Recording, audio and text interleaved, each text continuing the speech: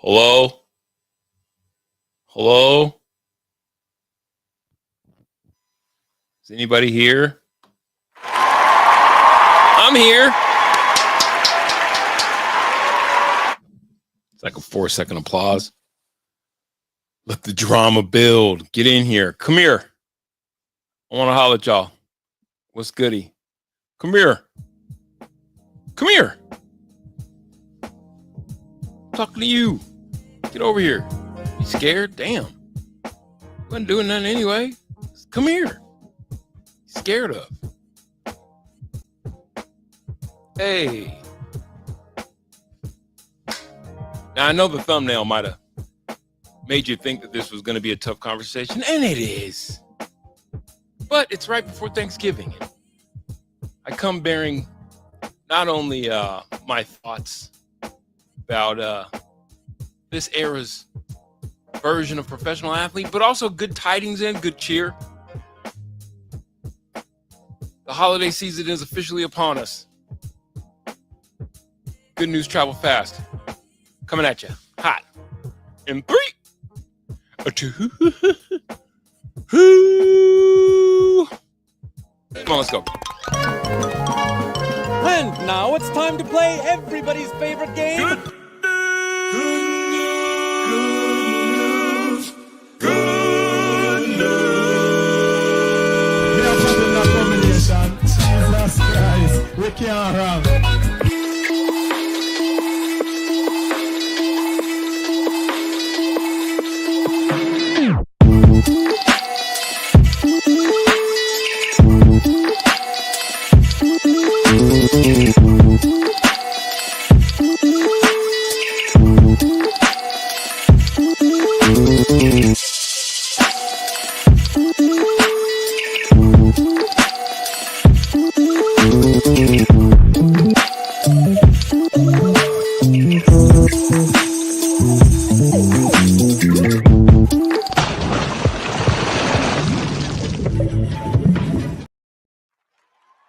Hey, yeah.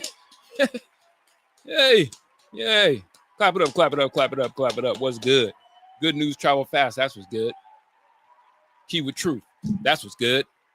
You're good. You made it. Hump day in the books.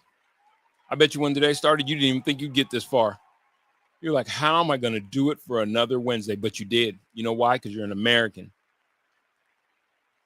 Okay, maybe it's not because you're American, because you're a man. Or maybe you're a woman. Maybe you're an American man or American woman, but God damn it, you did it. And you earned that round of applause. And look what you're rewarded with. Me, for a half hour or maybe a little more. Aren't you the lucky one? Good for you. Good for you. Good and good for you. I already put out there what I want to talk about, but I do want to I just want to throw this up here. Feel free to fill the chat with your thankful fors. Say you're thankful fors, I'll read them. Feel free to fill the chat with your thankful fors. There's much as we get on here and it seems complaining and it's like, oh, all you're doing is talking mess. And I'm thankful for things, but we can do two things at once, right? We can multitask. We're capable. We can keep life in perspective and tell these high-priced athletes what we think about their effort, and at the same time be thankful for what we got going on in our real everyday lives. We'll also talk about some CU football because here it goes. Oren, you are phenomenal. Thank you very much, Media Critic. You are phenomenal as well. Sco Buffs. Oren, did you see Klatt appeared on Whitlock's show today and criticize CU for playing shit? No, I did not see that. I have been out of that. I was out of that loop. It's been hard. I'll be honest with you. I have been poking my head in. I was a sore loser. I'm going to be honest with y'all. I have to stay away from Jason Whitlock after losses. I don't like the shots that he's taking at our coach. I don't like it. And so I watched him Monday. I think I poked my head in Tuesday, but I just had to stay away because he's being a little gloaty Gus. I'm not a fan of that. And you know what? He has every right to. This is what he wants. He wants, for some odd reason, to see Coach Prime fail. I do believe that there's something there. that plays on a whole nother Uncle Ruckus type line, but we don't have time to get into that. We don't have time to get into that. What I want to talk about is built different versus built different. You feel me? My media critic guy. Or I'm thankful for DMX brought you. Oh man, I appreciate that. I'm thankful for that too. Round of applause for my guy Mac, and for Kuwt Truth, and for all of you smart sports fans that have congregated here, populate these here airwaves, these YouTube and X, formerly known as Twitter airwaves, with good thoughts, good conversation. It's a great way to live. Cannot be mad about how life is shaping up. Okay, where to start? Built different versus built different. I'm just gonna play this in the background. This, for those who pay attention to the hip hop space, I can't play the audio, but the video I feel like should be okay. This is Kendrick Lamar's new video. It's called Squabble Up, Squabble Up, Squabble Up, Squabble Up. And obviously, the tenor of the song, really the tenor of his album. If you haven't, I don't know if you're a hip hop fan, but if you haven't listened to K-Dot's new album, I think it's worth. If you're a fan of '90s West Coast rap, I think it's definitely worth the spin for you. This is one of the few albums I've heard in a while that's a front to backer. 12 songs called GNX, hailing back to the Buick Regals, the Grand Nationals. For those who understand, if you know, West Coast culture really appreciates the Grand National and the Buick Regal. And this also is coming in on the tail end, obviously, of the battle that he had with Drake. Let me see what my man Andon got to say. I'm thankful for Oren here on K. Yeah, man, I appreciate y'all. Hold on, round of applause. Y'all are really making me feel welcome. And honestly, Denver sports scene raised me. No matter where I end up, I cut my teeth, so to speak, in the Denver sports scene. So I just have an affinity for it. We don't see eye to eye on everything, but I think that Denver has probably per capita, when I think about our version of sports talk, or our region of sports talk, some of the smartest fans. I'm not a huge Bronco fan because sometimes Bronco fans can be wackadoos, but some of the smartest, most knowledgeable, sensible fans come out of the Mile High City. So you know what I'm saying? 12 songs, no skips. I'm serious. 12 songs, no skips. I promise you. It is a work of art, and I believe a very intentional work of art. And this is where I want to talk about built different versus built different, because if you know anything about the battle that he and Drake had, and if you've been paying any attention to recent hip hop news, you know that Drake is now suing because he lost a rap battle. In essence, because he lost a rap battle. He's put out the feelers on whether or not there's enough evidence there for him to take it to civil court, which is like, what the fuck are you talking about, man? Like, in the battle rap world, think about some of the greatest battles of our era, of our time. Whether it was Ice Cube when he jumped off of NWA's wagon and put no Vaseline out. Think about Nas's Ether, or the Takeover, or the back and forth between Biggie and Tupac. Could you imagine how? Granted, we know, rest in peace to Biggie, rest in peace Tupac. That thing got a little out of control, the East Coast, West Coast thing. But when you do your research, the final analysis would lead most to believe that there was more than rap beef that led to that situation ending so terribly. But the one thing you could count on, that none of the participants, and go 50 Cent, Ja Rule, none of the participants, you know what they weren't going to do? They weren't going to sue for getting towed out. Like, what are we talking about? You're suing? Can you do that? Defamation of character, and his side supported his side, which is my side. Drake's actually, if he does, because they both are under Universal Music Group, just under two different factions. Should he take this thing to court, he would be suing his own record label. with the charge that they promoted his label mate more than they promoted. I don't know. Then he started bringing out payola. He's willing to burn the whole thing down. He's willing to burn down the whole shit. Which leads me to believe that Drake will not be in the rap genre for much longer. I think he's gotten what he wanted out of the game, and he'll be moving on to more acting, greener pastures, back to his acting life, and probably making, some type of Spanish reggae. That's how they do. Post Malone did it. You come in, you get what you want, get the goods, and get gone.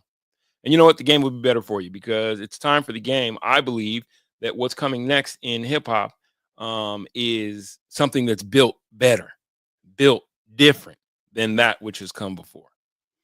Now, well, what does all this have to do with? What does any of that have to do with sports? Nothing and something all at the same time. We're talking about competition. We'll get to see you before I get out of here, and what we need them to do this weekend, and what we hope to see happen. Oh, I saw this, by the way. Billboard under fire for posting a video that included a shot of Taylor Swift's naked wax figure in the famous music video. That famous music video was the one that Kanye did, and he had all the famous wax figurines in there.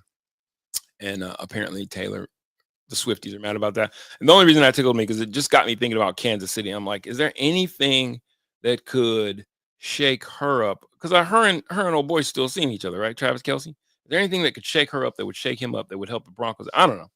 It was just an angle that I was looking for. Maybe I'm reaching, which is not where I wanted to stand. What I wanted to get to was this: Jamal Murray. Jamal. Lives outside of basketball. I just think it's a long season. Guys have lives outside of basketball. Oh, word. Hold on. I got to hear that again because I think I just learned something new. I just think it's a long season. No, I knew that. 82 games is a long season. Lives outside of basketball. Basketball players have lives outside of basketball? Is that real? That's not real. Aren't they kind of like the wax figures in you ever watched Westworld? You guys ever watch Westworld? You know what I mean? And all the wax figures that are in the world in Westworld, they actually go back and they're like automatons beneath it. That's not how basketball players aren't just living underneath the stadiums that they play their home games in. They actually have lives. Well, I guess that's where all the babies come from. I'm kidding. Lives outside of basketball. Like what? Oh yeah. Warren, do you recall a parody account for you on Twitter always asking C.O. Lammy to fight? I don't recall that, but I would imagine, Media Critic, that you have something to do with that. Yeah, according to Jamal, basketball players have life outside of basketball. Oh, that's what the problem is. Sorry, Jamal. We just beat LA in LA. You're only as good as your last game. Or live in LA, so. And it really was the style in which you lost. Stayed in LA. Guys that live in LA, so they stayed in LA. And like I said, I don't think the focus was there from everybody. We could tell. And that's what happens when you don't have a focus. Like I said, it's not on coach. It's not on what plays are running. It's not on anybody else but the guys that are out there on the court. So, like I said, it's tough. It's a tough one to go back and watch or even accept. But it was expected. If that's the kind of energy that the whole team is going to bring to start the game, and continuously, not have a response, then that's what happens. So we've been on the other side of it. I've been on the other side of it. And tonight we were on the wrong end of it. Now that is where I'm from. This is a Drake reference. This is good, but I gotta be me. That's some light skin shit right there. If you meant it, you should have kept that to yourself. If it's true, now, because none of these conversations aren't had in a vacuum, right? We're not talking about a Denver Nuggets squad that's just been killing it and impressing with their effort. Slow starts pretty much every game out the gate. When Joker's not on the floor, this team, they don't just look like they've regressed. They just look like a different team. And, I said this the other day. I know that losing Jeff Green and Bruce Bowen and KCP, I know that changed up the mix. But when you think about, look how the season's going for KCP down in Orlando. And I know you change up lineups and you're bringing Christian up, and now he's got to play, and they got to meld. But that's not that. This team isn't that much different. When you consider the contributions that they should be getting from able-bodied guys, like Jeff Green wasn't, a leading scorer. He was a guy you could count on. Bruce Bowen was a huge. That was out of the three. That was the biggest loss. But should it have changed the way that everybody's effort looks on the court? I'll tell you what changed the effort on the court, and this is why I want to talk about built different versus built different. In my day, when you lost a rap battle, you just shut the fuck up and you went and wrote more raps. You had to walk uphill both ways to get to the studio. Sometimes your hair was on fire. Those last two parts aren't true, but the first part was. You lost the rap battle, you shut the fuck up. You go back and you write more raps. You don't go to court. In my day, the professional athletes played the game that we love to watch. Of course, they all wanted to get paid. Everyone wants to get paid, right? But they played the game for, it seemed like, a different set of reasons. Maybe these reasons were foolhardy, like love of the game. Maybe love of the game is foolhardy. And I'm serious when I say that, because at the end of the day, all these things are businesses. We, the fan base, we worship things like love of the game and passion for the sport. Guys weren't befriending each other so easily. You know what I'm saying? This is obviously, internet and the NBA I grew up on. And no, I didn't grow up watching, guys. When I in my day, they used to dribble with one hand and you liked it. That's not me.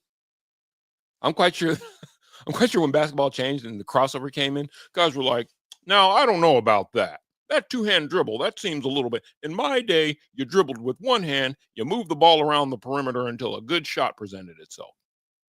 There was 90 seconds on the shot clock. The top score was 35. Each team, the highest scoring team in the league scored 35. That's probably not how that was. You know what I mean, though. Change comes. But it seemed like all the way up and through the LeBron era, which I think didn't do a lot for sport.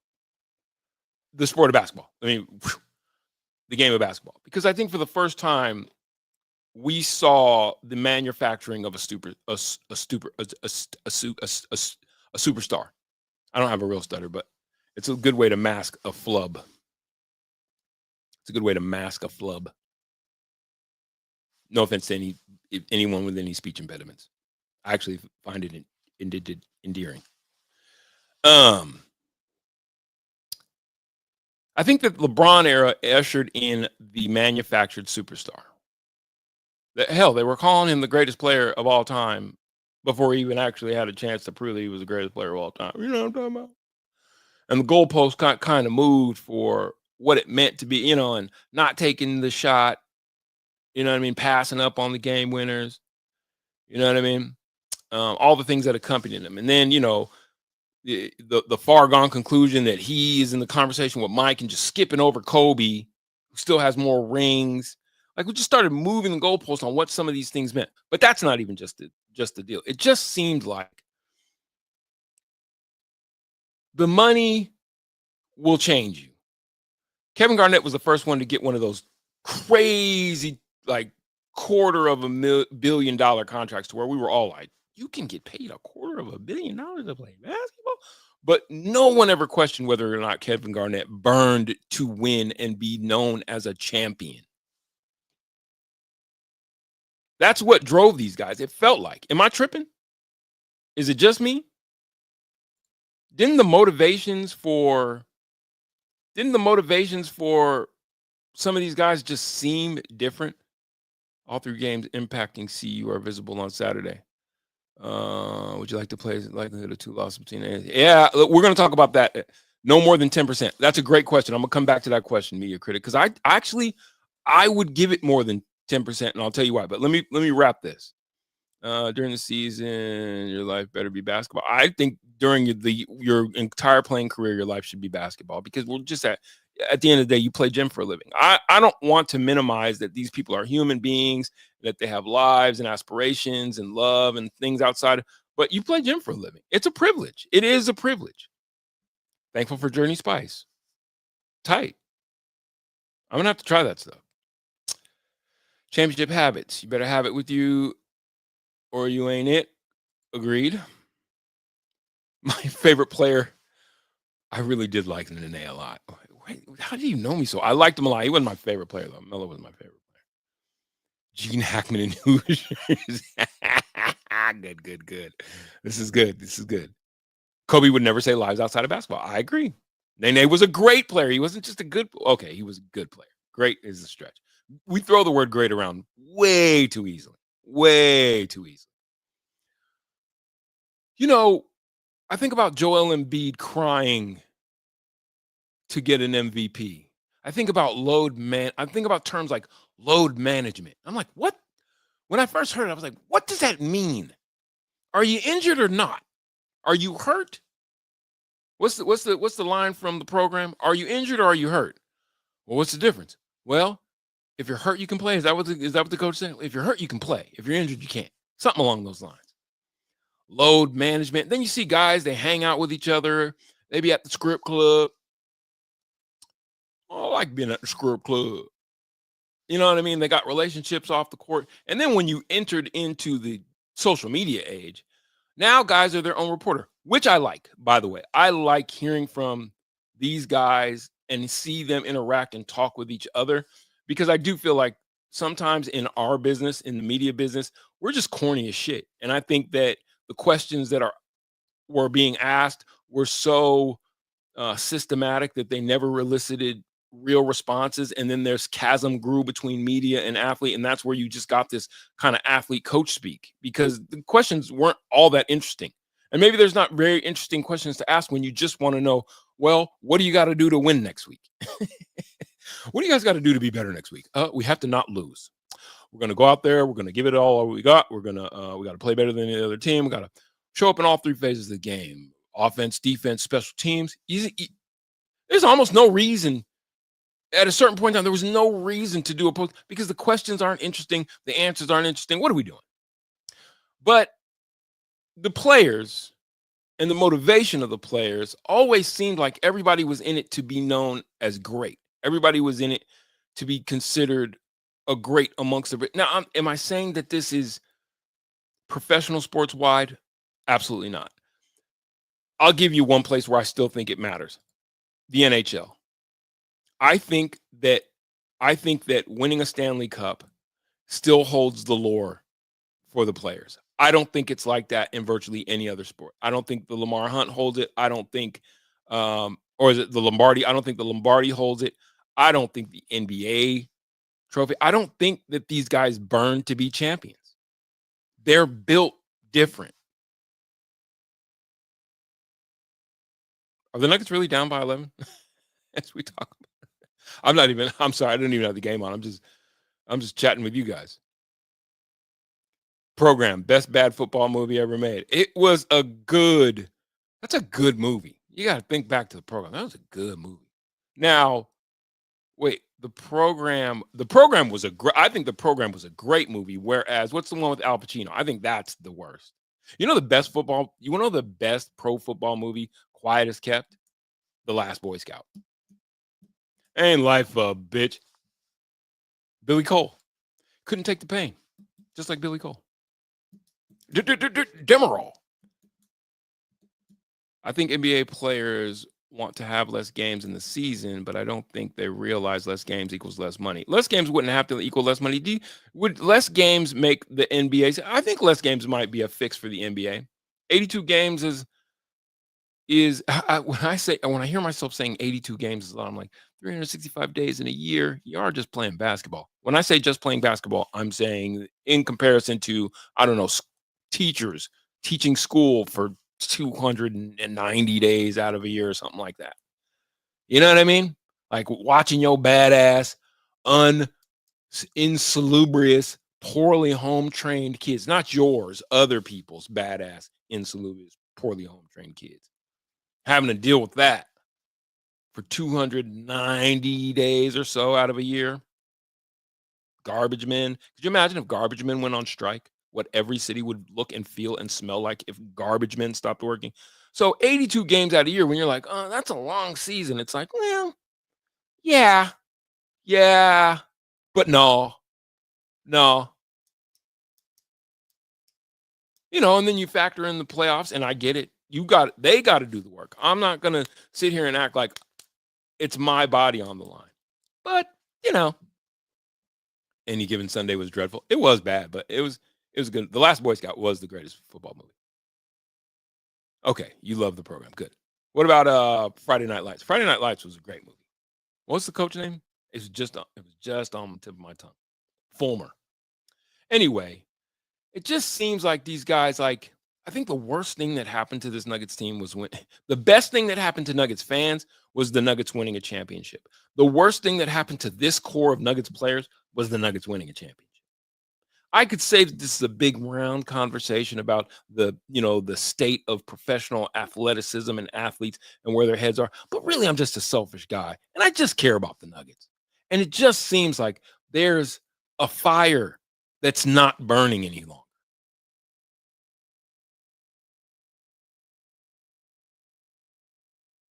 It seems like, and now, to my point, I think in the NBA, it's probably most on display. Pro athletes have changed. Should that be the case? Maybe. Maybe we shouldn't take this shit so seriously. Find other shit to do with our time.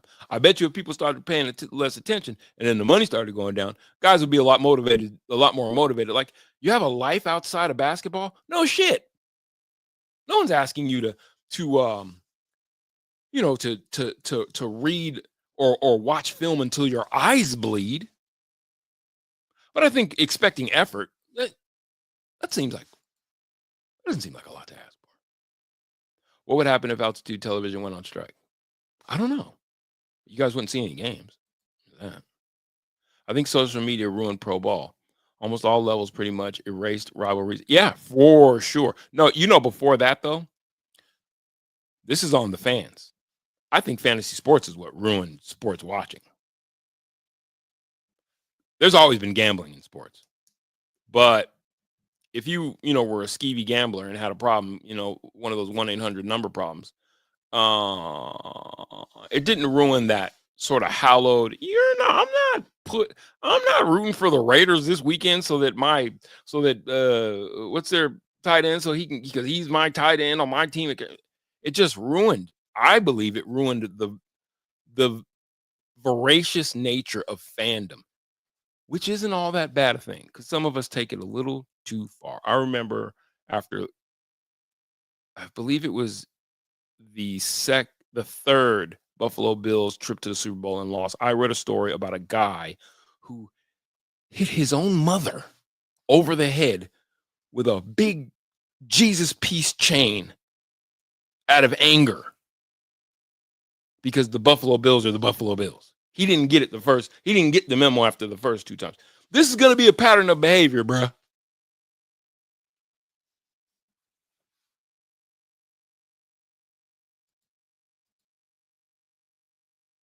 What would happen if Altitude TV went on strike? I don't know. Nuggets trail Utah by 12. I'll turn the game on after I'm done talking to you. Let me turn it on now. Are we surprised?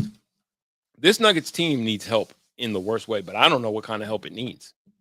And I think it suffers from, you've reached the pinnacle. You've got a trophy. If you're Jamal Murray, you got a Max Ween. You got the Max Ween. $158 million. What incentive is there to continue working on your game unless it burns inside of you like Kobe Bryant to just watch everyone else lose while you win? You need that. That's what was the driving thing. And I just don't think these cats, like when we used to say, like Michael Jordan was built different. Tom Brady was built different. And that meant something when you said, like, that motherfucker's built different. These cats are built different. They're built different.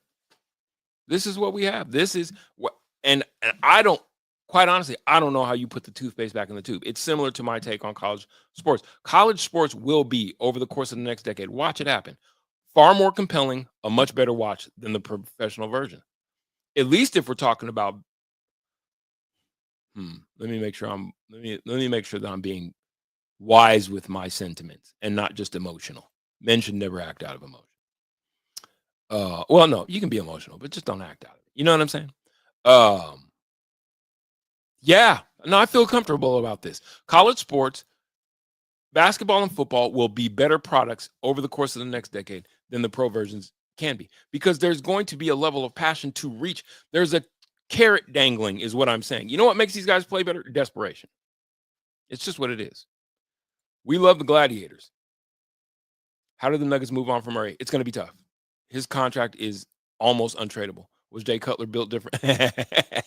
Jay Cutler, I partied with him a couple times. Jay Cutler was built different.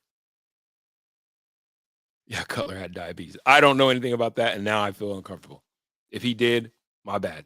I've seen it. He must have found that out late. Jay Cutler was a really good dude. And quite honestly, he was one of those kind of old school, there used to be stories that floated around Fox Sports Net Rocky Mountain media critic about, I think I can talk about this now because he's long since out of the game, Larry Walker. And Larry Walker, legend has it that Larry Walker could and would often head into the tunnel just inside the dugout and had beers waiting on him and would just smoke beers. When I say like pound beers, not, a whole sixer, but he put a couple back over the course of a game. And that's a dope ass story though. You know what I'm saying? That's like the kind of guys that we grew up on. And this generation of athlete is just built different. And so when you're talking about the type of thing that inspires the best performance out of a guy, it's when the carrot's still dangling. And today's NBA player, it don't matter if you win or not, you are wildly rich. What is the average NBA salary? And then we'll move on to CU because we can talk about a team that still has something in front of them to play for before I get out of here. Average NBA salary 2024. Let's see. Can you imagine some of the guys that are making $11 million in the NBA?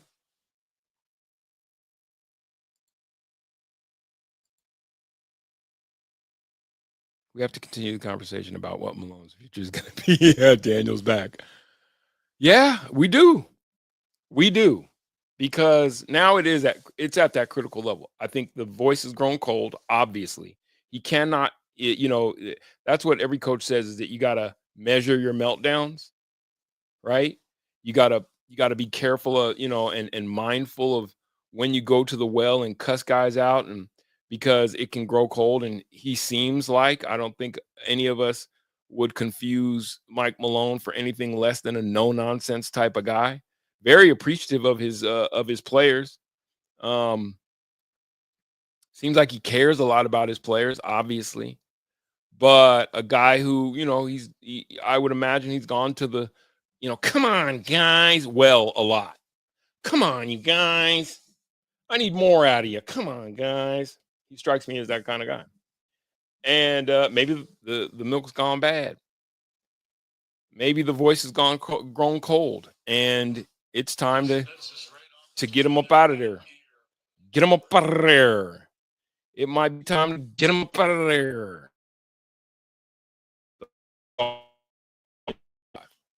To Utah. But here's the problem. They've given up 32 in the first quarter. Like 60 points and a half to anybody, it seems like. And that's where you can tell where your team is at, I think, serious, from a serious standpoint. Like, are you guys serious right now? Because if anybody can get it up on you, then that just means there's just no effort. There's little to no effort being shown. And if it takes losing an Aaron Gordon, who, is there any doubt that Aaron Gordon is the anchor to this team's defense now? Like, he's going to be the guy who sets around.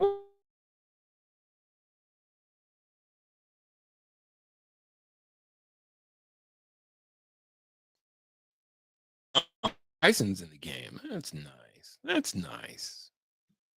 Hunter Tyson's in the game. That's nice. Hopefully we can get something out of Hunter Tyson. As far as Jamal's contract goes, somebody had asked before, it's going to be hard. I just think he has one of those untradeable contracts because he was already bristling at the thought of not being considered one of the best 1-2 guards in the game. And that was league wide. I don't think anybody ever confused Jamal Murray with a top 10 PG shooting guard. Yes, he'll light it up, he'll go off for some, but it's streaky. It just takes a lot to get it done. You know what I mean?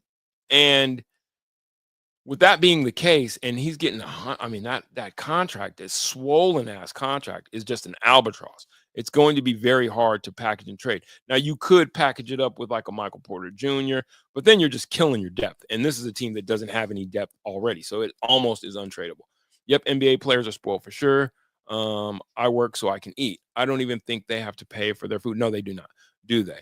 Doesn't the organization feed the players? Yes. All sports, all professional sports athletes, all pro sports athletes are fed in the team facility.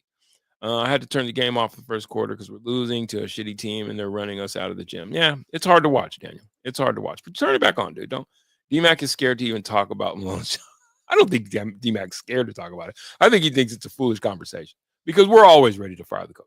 But I will agree with you on this, Daniel. Daniel, is the champion of wanting to see Malone gone. And oftentimes it is it's like the coach in basketball is like the quarterback in football. In terms of who everybody, you always want to see the backup. No one's got time for, the head coach in basketball. It's always the coach's problem when your team sucks. And the truth of the matter is Mike Malone I think he passed Doug Moe as the winningest coach in Denver Nuggets franchise history. Like shit like that. Like guys just slipping inside, not boxing out. It's just, you just see this team have these lapses that were like, that's not championship basketball. Like, how are you a champion? I'll tell you what's helpful though is that their struggles have meant Russell has felt the need to pick his game up, and he's playing a lot better. A good Russell Westbrook could bode well for this team down the stretch. I'll give you that. And so we always want to see the coach fired. And I do think that in this circumstance, if it continues as it's going and the Nuggets get to, say, All-Star break, just around All-Star break, if they're hovering around 500, he might have something to worry about. Because think about what that was a kickball.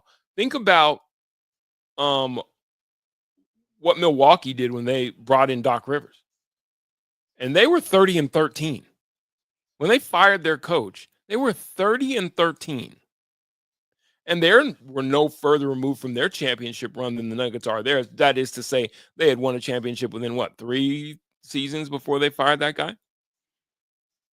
I think it was about 3 seasons. So we're hovering around there. This would be the second year removed, and it's just the way that they're playing, and maybe the voice is gone. And if you're Calvin Booth, now we're playing Game of Thrones, right? It's like if one of us has got to go, bruh. Who spends more time with the Cronkies, Calvin or come on? You might get your wish, Daniel. You might get your wish just to shake shit up. But I don't know who you get better. Like Daniel, Daniel, you've been on this campaign to get him up out of here. Get him up out of here. Who do you go get, Daniel? I need to know from you because I got nothing for you. I would have offered up a guy like JJ Redick. You know what I mean? Russ plus minus isn't great. However, when he's on the court, he shows effort. Exactly. And that's all really that you want, right, PC? Like at this juncture, we'll take effort over. I'll take effort over spurts of brilliance because they look like a team that's just not trying and has no desire to pick up and try and defend. You're not the defending champs anymore, but you are a champion. Defend. Yeah, you're defending your championship. You know what I mean? What are you just going to slide into obscurity and just, oh yeah, we got our one. That was cool. That was dope. I'm opening up an arcade. I got a life out of here, dude. I got a life outside of basketball. I'm opening up a string of barcades. The fuck? George Karl, Tad Boyle, Doc Rivers, younger coach, and definitely I definitely don't want no retread. Definitely don't say George Karl. That is a no. So you got to do much better than that, Daniel. George Karl is the losingest playoff. He has the most losses. He's the worst playoff coach. God, I can't even say the sentence. Record-wise, no thank you. That's a roll the ball out and let them. Basketball is. I love George Karl as a human. Don't get it twisted. I love George Karl as a human being. Very nice man. He might even remember me, you know what I mean, from because I was able to have conversations with him that kind of delved outside of basketball, and I love George Karl as a human being. But as a basketball coach, please no thank you. Please, no thank you.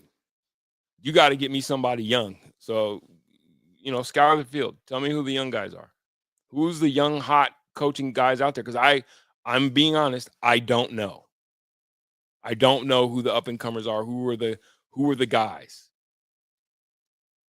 I don't have any answers in that vein. Hold on. I just want to make sure that I'm good on time and that I don't got to run away from y'all because I do want to talk about this CU deal. And I know that there will be a 5 to go. I just want to make sure I don't have to go running off now. Okay, I think we're good right now.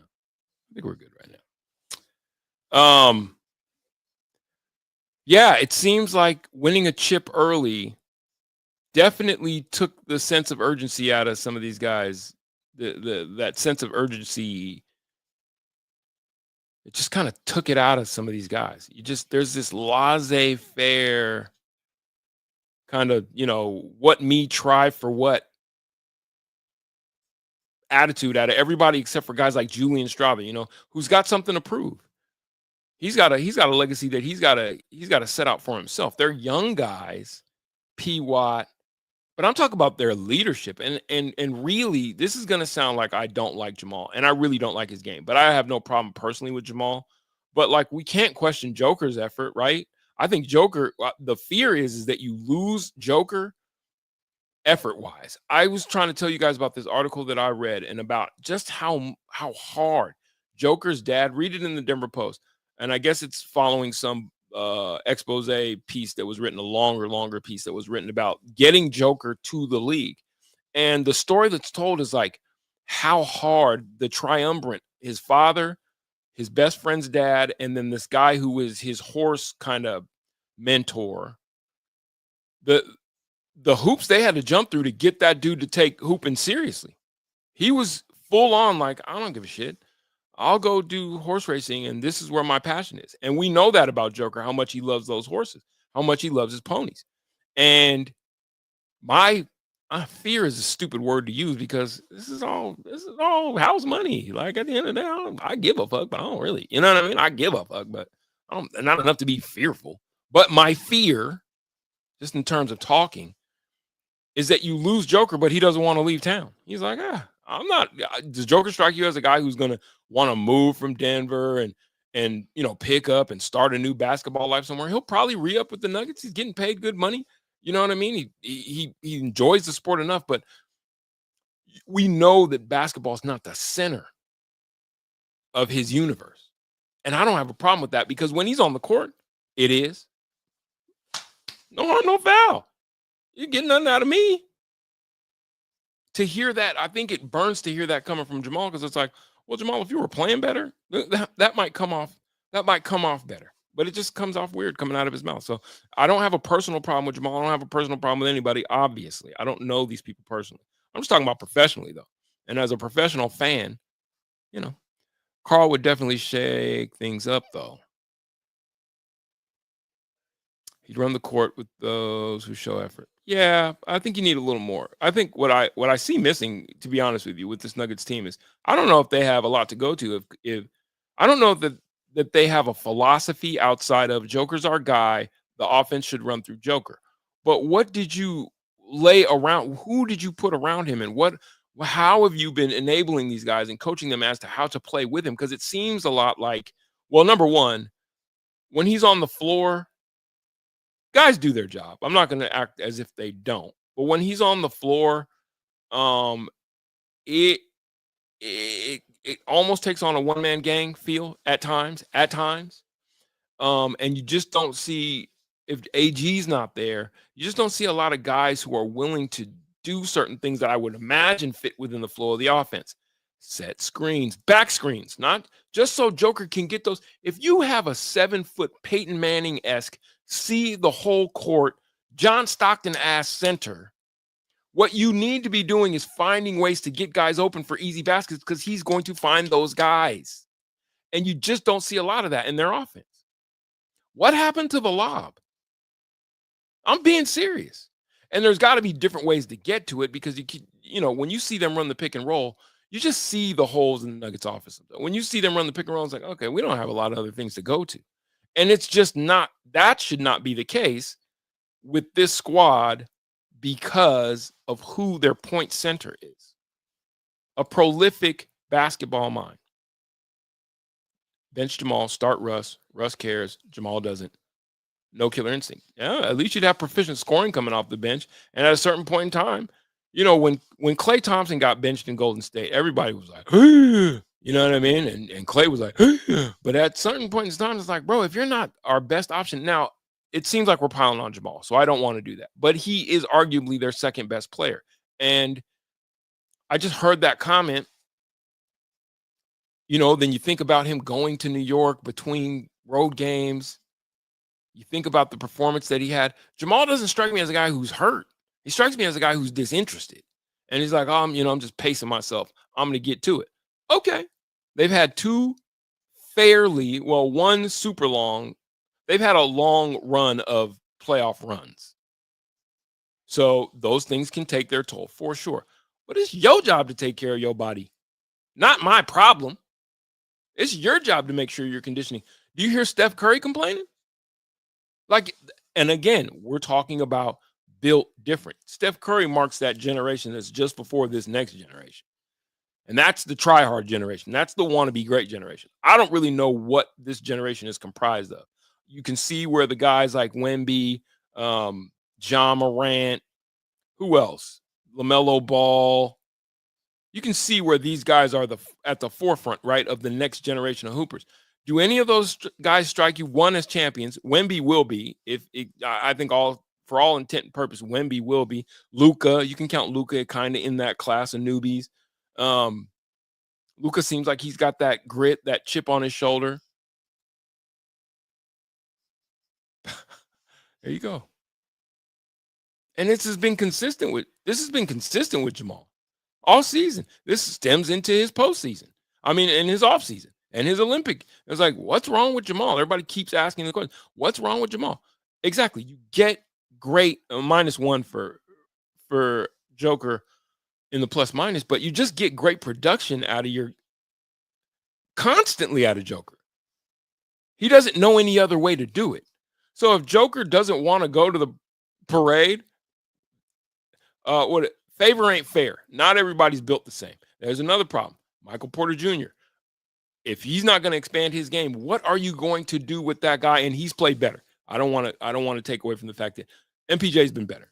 Jamal wants life outside of basketball. Let him have it. Bye. We're getting there. We're not there, but we're getting there in terms of, do you want to be great or not? At a certain point in time, come on. Like, what are we talking about?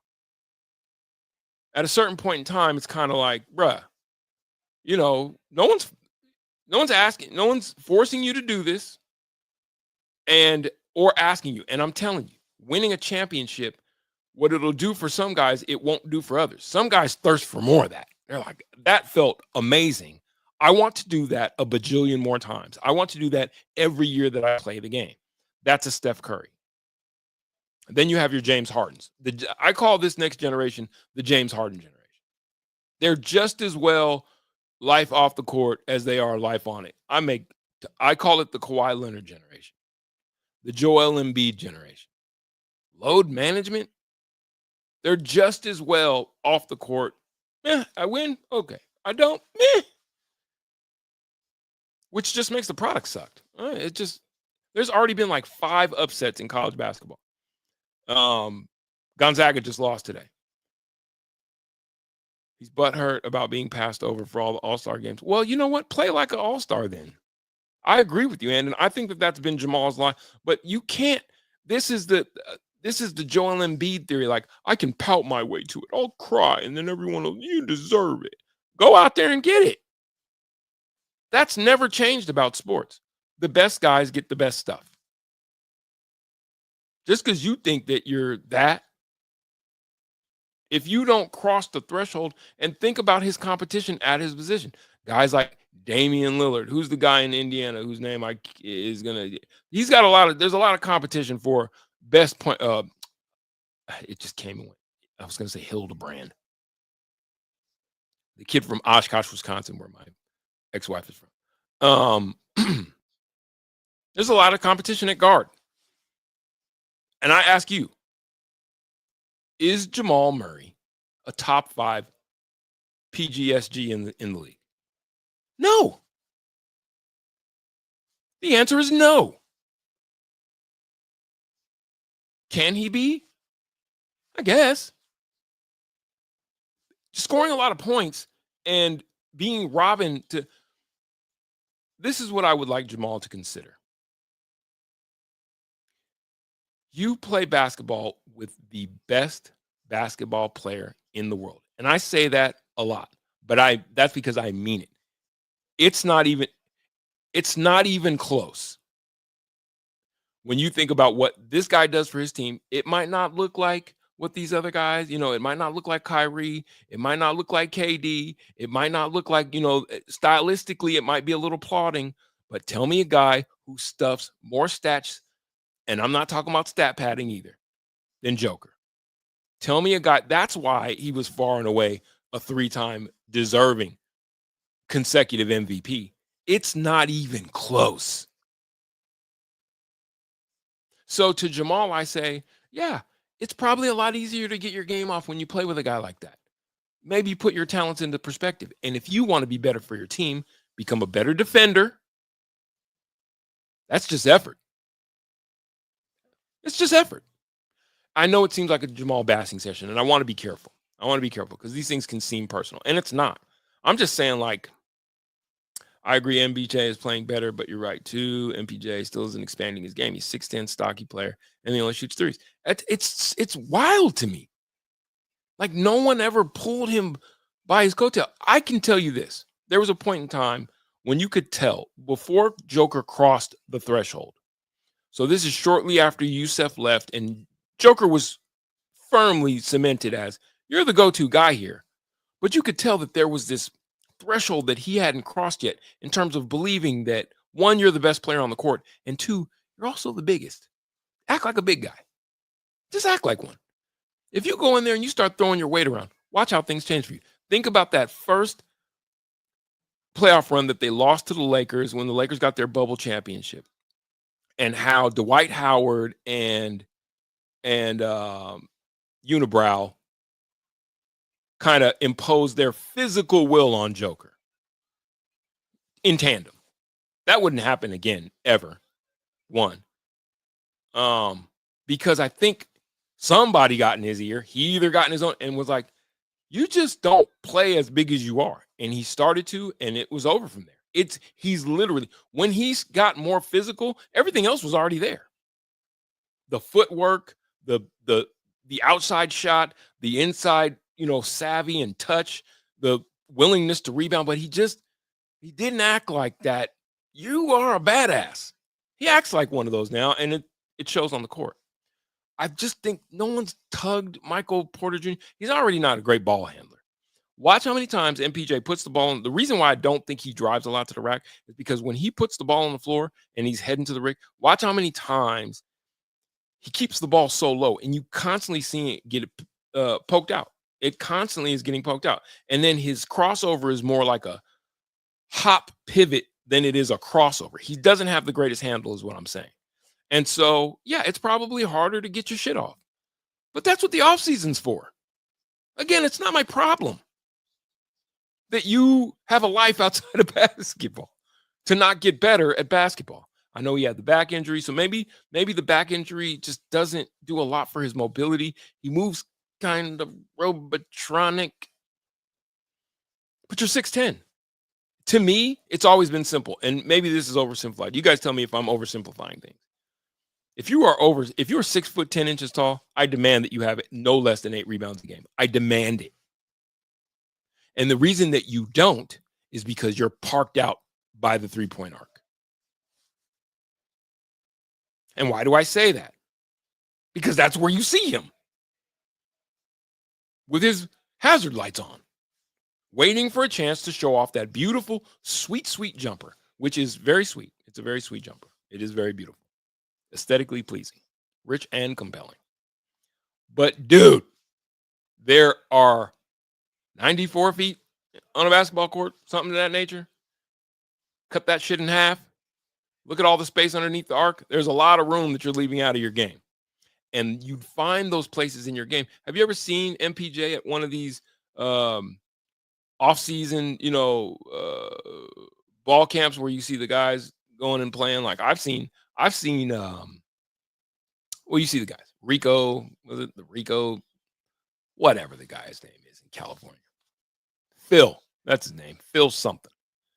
Super weird. He got a championship ring and he thinks immediately after everyone should say, Jokic is good, but the Nuggets can't survive without Murray. I feel like that. Jamal strikes me as a powder. He looks like a powder.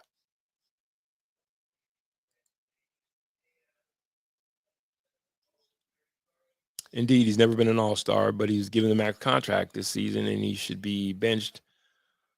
I think it's a way to, I think it would be a wake-up call for sure. You're not playing the best. You know who starts? This is an easy call for any coach. I have no favorites. Whoever's playing the best starts. We good here? So superior to all they lost. The love is so sincerely yours. That's hard. Who runs shit? All right. I'm gonna keep an eye on that. We'll keep an eye on the Nuggets game. Let's switch streams. Talk a little bit about CU, then I'll leave you guys to your evening because you've earned it. You don't need me in your ear yapping all. Just a yapping and a yapping. Just a yapping and a trapping. Trapping and a yapping. Jamal, stop acting like Drake. You guys share the same complexion. Stop it there. Stop acting like Drake. Don't be Drake. Be Jamal. We want to see you win, bro. You know, we want to see you win. Yes, for our own selfish reasons. We want the glory of being fans of a championship ball club. And right now, the Nuggets' second best player, some would say, is a shadow of what we've seen from him, and quite honestly, becoming a liability. Fair? Fair? Carter, the photo watch chef.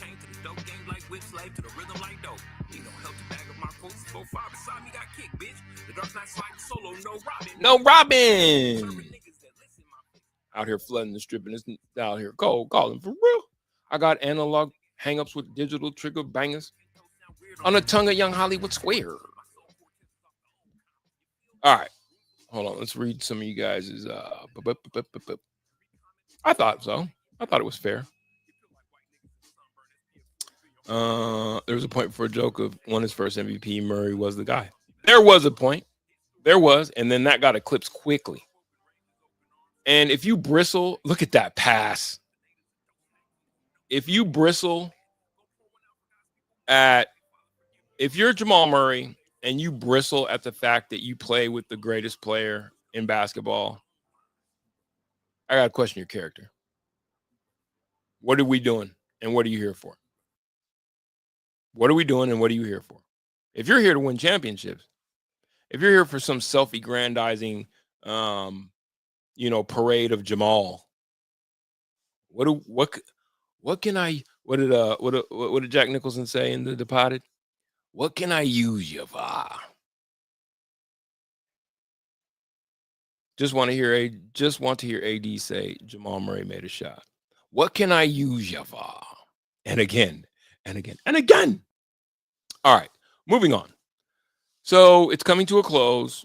The Shedeur Sanders, and we can still talk about Nuggets if you guys want to, but I do want to get this off. The Shedeur Sanders, Travis Hunter, Deion Sanders, Shiloh Sanders, quadrunal. Well, it's a triumvirate. I want to include Shiloh because, He's there too. It's coming to a close. It's coming to a close, and I think let me not say I still have kind of a bad taste in my mouth from last Saturday's loss, but you got to put that shit behind you. Move on, Drake. Move on. Put the loss behind you. Move forward. Don't sue. You don't know. You move on. And Oklahoma State stands in their way. Now, this is an Oklahoma State team. In looking at it, I mean, look at it. In all, the least amount of points that they've given up in their 8 consecutive losses is 22 against Utah. They have lost games by an average of about 40 points. I mean, not lost by 40 points. They've given up, an average of about 40 points. So this feels like a get-right game for the CU offense, which would bode well. That means a lot of possessions, because what you have to worry about simply is their running back. This guy, he's got 800 yards on the season. Ollie. Do you think his full name is Ollie, or do you think he's Oliver and he chooses to go by Ollie? Do you think he chooses to go by Ollie? Like, to shorten it? For sure, I thought Jokic won his first MVP. Teams would figure him out because he isn't a freak athlete like LeBron, but you were wrong. The league hasn't figured out Joker, and that's why he's gotten better. You know why they haven't figured Joker out, PC? Because it's hard to what U.S. basketball finds out every Olympic season if they're not careful. You cannot, in basketball, you cannot outdo the fundamentals. I don't give a damn how athletic you are. The fundamentals. Remember those, was it Princeton? Remember those Princeton teams that would go on those runs through the tournament? They never won it. And they would kill you with that Princeton offense. And people would be like, God damn it. You ever gone and played pickup and you had all the best athletes, all the best hoopers, and all the guys who had the headbands and the arm bands and the leg bands and the guys who look real good doing it and maybe had some game, but there'd be a group of 5 guys to come into the gym and just run the gym all day because they play together all the time because they play the right way. Basketball is a game of leverage, angles, quite honestly. And Joker doesn't do anything wrong as a basketball player. That sounds like high praise, but I'm being serious. From catching the ball and keeping it high, all the things that fundamentally he is the second coming of Tim Duncan with more game, which is crazy scary for the NBA because he can play like this forever because he's not putting a lot of torque on his body, right? So he could play. I mean, if LeBron got 20 out of it, and Joker is surprisingly, have you seen him up and down the court? He beats his man up and down the court often, if not always. Always willing to get out of the gate. He is deceptively athletic. He's just not jumping out of the gym. And he is a better basketball player than 99% of the other basketball players simply because he thinks his way through the game. And if he were surrounded by guys who could take direction, it's almost like you have to surround Joker with really good role players and then, like, I hate to say this, but like a Paul George. The only reason I hate to say it is because Paul George is just often injured. A guy you can go to and get. I'm telling you, this team, I stand by it.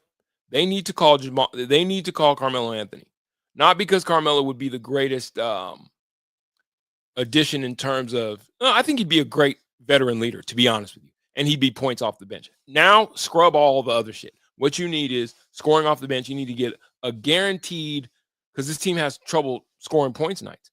So you need a guaranteed 30 off your bench. And I think it would kick into gear for the rest. I think Russ would do well playing alongside Carmelo. I think that would bolster your bench. I think at times you could go to Melo, like in times like these, and insert him into the starting lineup because of his ability to score. And I think, to be quite honest with you, I think he would thrive with Joker as the point center. Joker would feed him because Carmelo is not a lazy basketball player. He likes to dribble the air out that moment, but he wasn't a lazy basketball player in terms of offensively. He likes to score the basketball. So he's going to work to get himself open. And a better than an above average pick setter. That was a foul. Joker gets that Shaq treatment. Like he gets fouled and doesn't get calls because he's so big. Anyway, nice pass, Joker. Anyway, yeah, he's deceptive. He's just the best basketball player in the world. It's not even close. I really like Luka. I think, the NBA is going to have to figure out what it's going to do because, the more you see, like, watch and learn. Who's the kid at Duke that I really like? Connor Taylor Cutler. It's escaping me right now. There's a lot of skilled basketball players. Like, if you don't have skill in this next generation of basketball, I don't know how you're going to get on the court. But now you got to have a burning desire to win. That's what we want to see. All right, let me finish up this CU take, and then I'm going to let you guys go get on with your the beginning of your Thanksgiving. I appreciate y'all riding with me, though. I appreciate it. If you can keep Ollie Gordon from getting fat, I think you'll soon take the air out of Oklahoma State's hopes of ending their season with a win. I think this is a team that's ready to go. So I don't foresee this being a game that if CU doesn't play with their food, similar to the Nuggets, if you don't play with your food, and you just get out there and you play angry and you eat. If that offensive line is able to get after the quarterback, register a couple 2-3 sacks, a couple 2-3 hurries. He seems like a guy that's going to throw a couple 2-3 picks. Maybe you get a pick 6 out of the deal, or a fumble recovery for a touchdown, or you generate at least 2 or 3 turnovers. This is a game that you should be able to score upwards of 48 points in. I could see CU putting up 56. So let's get on to what we need, the most important part. I don't want to let go of the dream, y'all. I don't want to let go of the dream. Hold on, let me get this up. I don't want to let go of the dream of playing in the college football championship. And Media Critic had brought it up earlier, and so I don't want to let go. I'm not ready. We will not go quietly into the night. Media Critic asked, what were the chances, 10% or greater, that one of these 3 games goes CU's way? And I'm telling you right now, just bear with me. Hear me out. We win our game Friday. Going away. That's what you got to do. You got to handle your business. None of this matters, obviously, if they don't handle their business. And then there are 3 games, 2 of which things that we need to happen. We need 2 out of these 3 games to go our way. If I'm not mistaken, Media Critic, or if anybody else knows better, school me. I do know that you might only need one thing to happen let's just go with it. As I understand it, if 2 of these 3 games ends in a loss for a team that you would be contending with for a playoff spot, for a spot in the Big 12 championship, you're in. Arizona versus Arizona State is a rivalry game, and it's being played in Tucson. Arizona State is the better team. But let me see what this is. Prayers for Alabama A&M linebacker Medrick Burnett. What happened? Conga, give me the. I'm not watching, so I don't know what happened. Prayers for Alabama A&M linebacker Medrick Burnett. Prayers go up for him. Let me know what happened, or as best you can without maybe the gruesome details. It sounds like an in-game situation. Arizona versus Arizona State is a rivalry game. And for that reason, anything can happen. It's being played in Tucson. You got the home, and we need Arizona to win that game. Arizona State's a better team. But if there's ever a blind squirrel that gets a hold of a nut, it's a rival in a rivalry game. And something should be said for a home team, although, God, I don't know what the line is on that game, but I would imagine that Arizona is a serious dog in this game. But, okay, so there's that. That's one scenario. You need Arizona to win that game. Then there's Kansas State versus Iowa State. You need Kansas State to beat Iowa State, and Kansas State is playing on the road. I think that's the lock because they're the better team. Iowa State is tailing. Anything can happen in a rival game. That's right, PC. Iowa State is tailing off. They've been playing worse since their Kansas loss.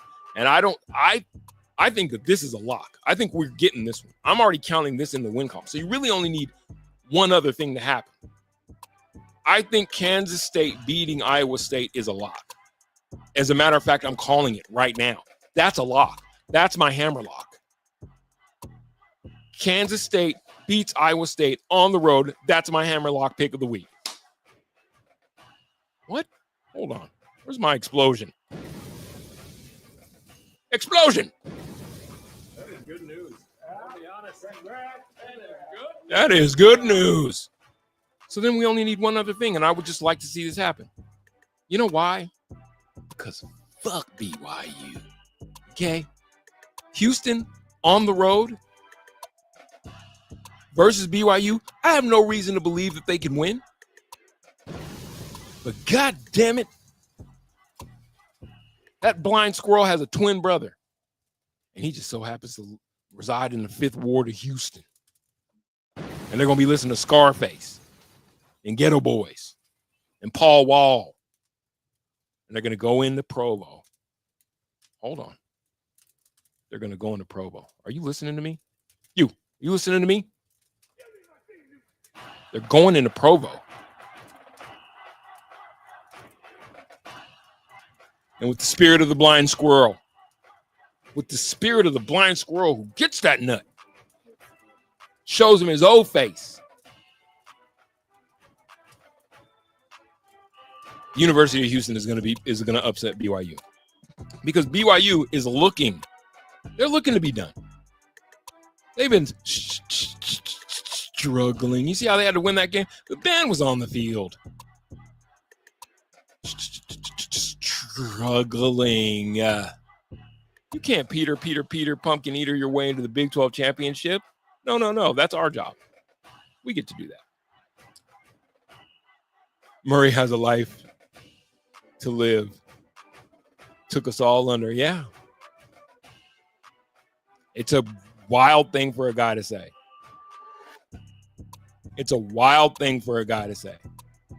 Because it's kind of like, we're not even 20 games into the season. You're already complaining about where basketball sits in your life. Did you look at your contract when you signed it? Pretty sure that it said that you had to just do this during the regular season. And if you go to the postseason, and then your life begins in the offseason. And he's mad because he had to go, play in the Olympics? Then you should have told the Olympics no. I don't know. It's not my problem.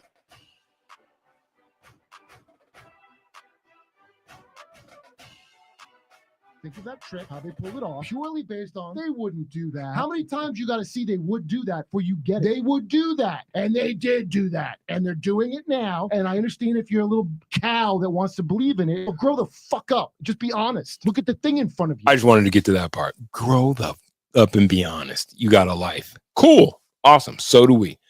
I thought that was, it's almost kind of like, what do you think, that the people who are watching the games don't have lives? Do you think teachers and firefighters and police officers and structural engineers and I don't know, garbage men and oil riggers, and like, what are you saying?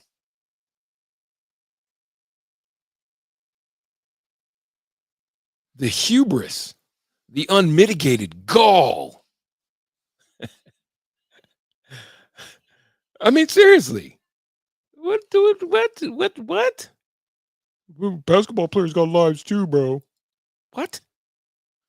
Anyway, CU's going to do it. This is going to happen, you guys, because college football still has that magic. Travis Hunter, built different. You think they want this ride to end? No. So they're going to handle their business on Friday, and then come Saturday,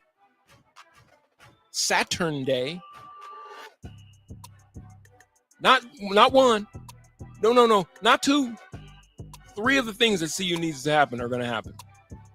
And I'm telling you, you're going to wake up or you're going to go to bed after the last, and watch it come down to the Houston game. Maybe not all 3 happen, but watch. Houston's going to win that game late. Regardless of what happens early in it, Houston's going to win that game late. The band is on the field. Houston's going to win that game late and upset BYU. And you're going to wake up Sunday morning stuffed with leftover turkey that you ate like this, watching that game. Just, oh my God, they're going to do it. Oh my God, they're going to do it. Oh my God, oh my God, oh my God. And come Sunday, we're getting ready to figure out who we're facing in the Big 12 championship, baby. I like it. Does he have one more year of eligibility at a CU? Ooh, hold on. Is this true, PC? Is that a real thing? Is that a real thing? Whoa. You know what I love about the way college basketball is? I mean, college, spit it out today, Junior. You know what I love about college sports right now is NIL. Because you remember the whole story. You know, we all know the story.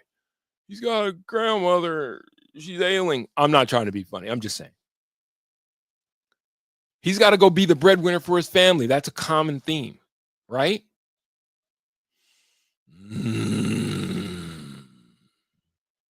When you're making that NIL money, it's just not that much. And the deal is Travis Hunter ever going to become a worse football player? No. You do have to worry about injury before he gets a chance to get that big boy contract. You have to worry about injury and, you know, did you max out? But don't tell me that.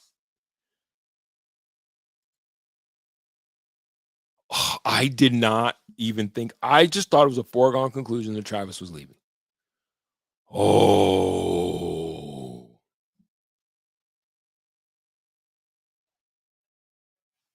Oh, that changes everything.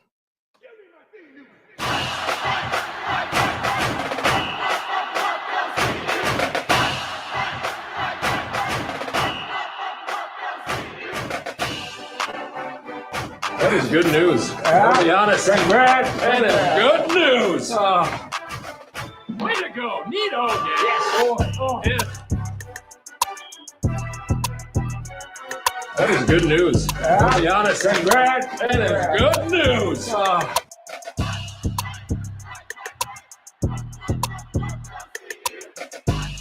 Oh my God. That would. And you know why it's not a foregone conclusion that he leaves in that? Oh my God. Good evening, ladies and fellas and NB folks. Hello, damn it, Bobby. Hello, Bobby. Yeah, hello, damn it. Hello, damn it. Hello, damn it, Bobby. Bobby. Damn it, Bobby. Hello. Damn it, Bobby. Hello, damn it, Bobby. Hello. What the hell is NB folks, by the way? What is an NB folk, damn it, Bobby? If Travis Hunter were to forego the draft,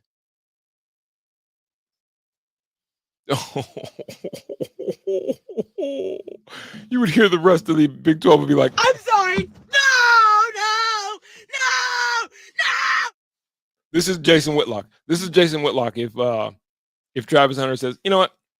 I like it in college. I really just want one more year to work on my skills and spend more time with Coach Prime and just get ready for the draft. I'm sorry. No. That's Jason Whitlock. I'm sorry. No.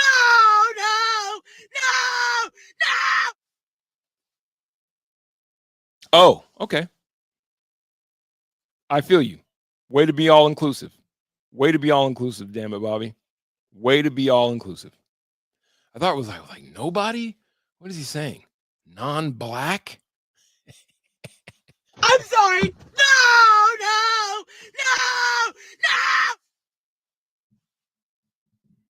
Oh my God. Travis Hunter back?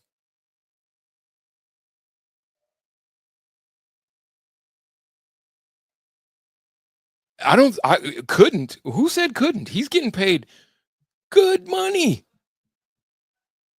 in NIL, and it's only going to get better.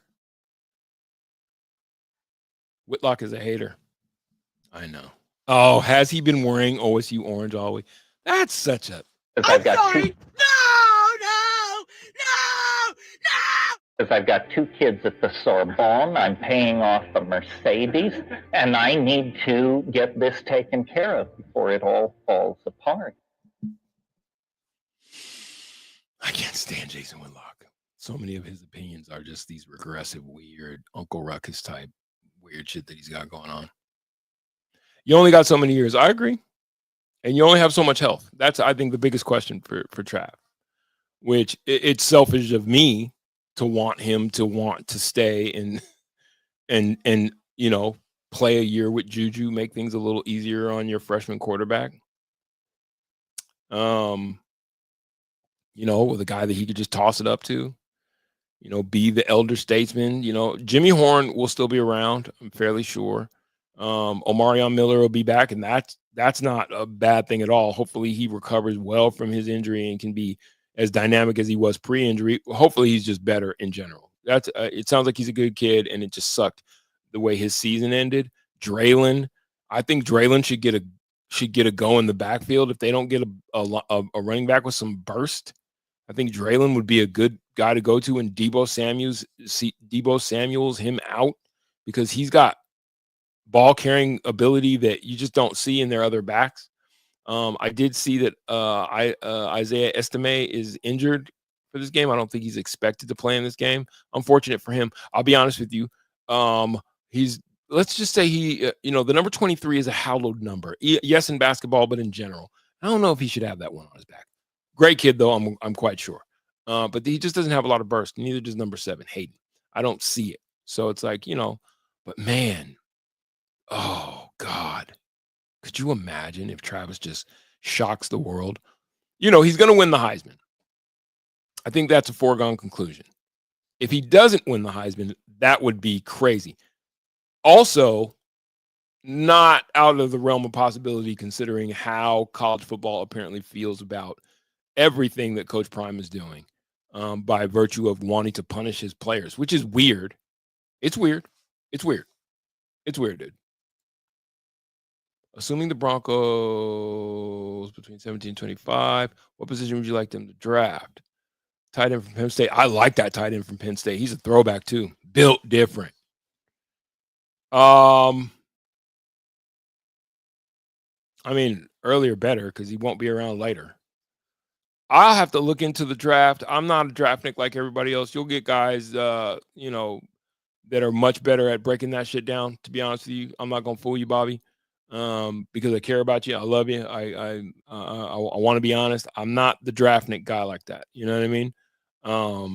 But my assumption would be early is better than later if you're in the first round. How's that for analysis? Anyway, get some more of your thankful fors in there before we go. The third quarter is underway. I just don't know if it's worth me leaving. I'm like, I might as well stay around. I need to ask Mac if I need to get off. Let me hold on a second. I'll pal around with you guys for as long as need be, or as long as feasibly possible. I'm no ways tired. We're in the third quarter, 67-53 Nuggets. They've gotten it under control. See all that panic that we had going. I'm sorry. No. I take it all back, Jamal. You're the greatest thing. No, I'm not that guy. Play better. Yeah, watching MPJ handle the ball is a struggle. Switch to abs? No, we won't be doing that. And actually, okay, I've got word. Someone will be back to you guys for hold on. Be mentored by Prime for one more year. I think it all depends on the draft situation. If Jackson's number 1, he might tell him to draft me. Look, yeah. Because you don't want to go to Football Hill in Jacksonville. He's going to make any team that he goes to better, though. I mean, instantly. He becomes their best receiver once he walks in. Once he walks through the door, he will be the best receiver. I love MPJ. I believe in this group. I love MPJ too. I got love for it. He seems like a try hard guy, but he just seems like a skill deficient guy, and the contract doesn't match up. You know what I mean?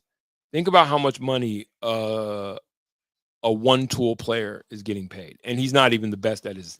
He's not even the best shooter in the game. You feel what I'm saying? That's a lot of money for a one tool guy. Thankful for the family, albeit. Thankful for the family, the ability to work hard when some cannot, and all the friends and mogul heads. Okay, exactly. That's a good one. I think that's a good note to leave on, Andon. I am thankful for the future that lies ahead with Kill You With Truth. I am thankful that DMAC made the call and caught me in a place in my life. I'm thankful that I had the time and the ability to dedicate myself to this platform. I'm thankful for the minds that I get to exchange with on here. You teach me more than you guys even know. I knew nothing about Travis's eligibility. I'm a glorified sports fan. He's big and he rebounds. Hard to find that level of size shooting. It is hard to find that. He's a combination. Okay. You know what? Damn it, Bobby, you're right. He does rebound his position far better than he has in years past. He's been better at it in the last year. And I'll count the tail end of last season. Putting the ball on the floor is an adventure. And for that reason, it's a concern. It's a concern. But damn it, Bobby, you're right. He does rebound well. That's all I need. If you're going to be that big, don't be big for nothing.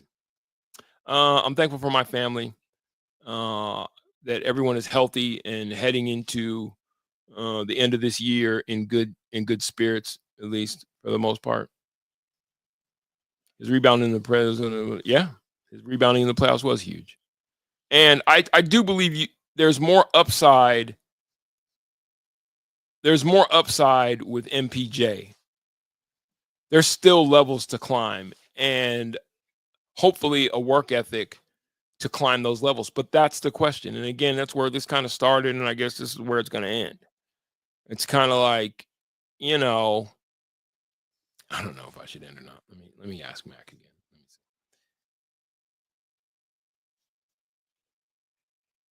No, yeah, we have an agreement. We have an agreement. If 5 to go is on me, I'll be back. That's what we'll do. If 5 to go is on me, then I'll be back. And if not, I want you guys to have a great Thanksgiving. Don't do anything I wouldn't do when it comes to eating. I don't even know what the fuck that means. I have more fun doing this than it stresses me out. I have more fun. Like, if it sounds like I'm a guy who really grumps over sports, I really try not to. Last Saturday was definitely a trip back down the road that I do not want to be in. I am thankful that I have the luxury of sports being some of my biggest concerns and that I don't live in a war zone. There's a real life being lived out there. Okay. Happy trees. I don't believe trading Porter for multiple role players, for example. Only interested in upgrades and equivalents. I agree. And there really aren't a lot of, no, there aren't. It's true. Like, there's a bunch of unproven commodities. Guys like that I would like to see in Nuggets uniforms, it's probably not worth going to get them. It's probably not worth it. It's probably not worth, losing draft picks and all types of shit to go get them. So it's like, yeah, you kind of got to play the hand that you're dealt. Dance with who brung you. But you definitely need this team to start taking its opportunities seriously and playing like pros. There it is. Don't tell me about your life. We don't want to hear about your life off the court. It's pretty basic. Okay, Jamal? Okay. All right, guys. You guys are wonderful. I wish you nothing real tomato ketchup, Betty. Yep, nothing but the best. Until next time, Oren Lamena. Good news travel fast. Bye-bye now.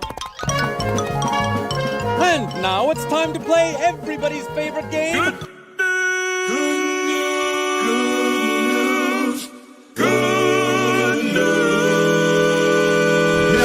Combination. Jesus Christ. can't wrong.